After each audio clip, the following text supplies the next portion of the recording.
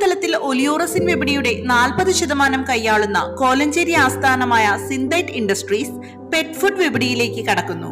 സംരംഭകത്വത്തിൽ 50 വർഷങ്ങൾ പൂർത്തിയാക്കിയ സ്ഥാപനം തങ്ങളുടെ അടുത്ത ഘട്ട വികസന പദ്ധതികളുടെ ഭാഗമായാണ് വളർത്തുമൃഗങ്ങൾക്കായുള്ള ഭക്ഷണത്തിന്റെ നിർമ്മാണ വിതരണ രംഗത്തേക്ക് കടക്കുന്നത് എന്ന് Synthite industries executive chairman doctor Viju Jacob പറഞ്ഞു.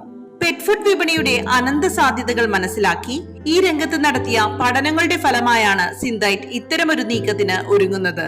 സുഗന്ധവ്യഞ്ജനങ്ങൾ, പുഷ്പങ്ങൾ എന്നിവയിൽ നിന്നുള്ള സത്താണ് ഒലിയോറസിൻ.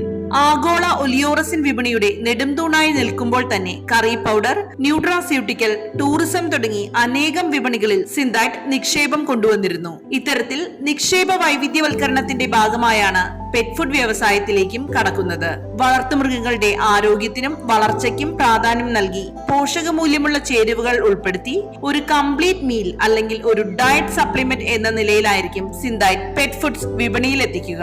ആഗോളതലത്തിൽ കാഴ്ചവെക്കുന്ന ഗുണമേന്മ പുതിയ ബ്രാൻഡിലും ഉൽപ്പന്നങ്ങളിലും പ്രതീക്ഷിക്കാമെന്ന് പെറ്റ് സ്നേഹി കൂടിയായ Synthite industries executive chairman doctor Viju Jacob പറഞ്ഞു.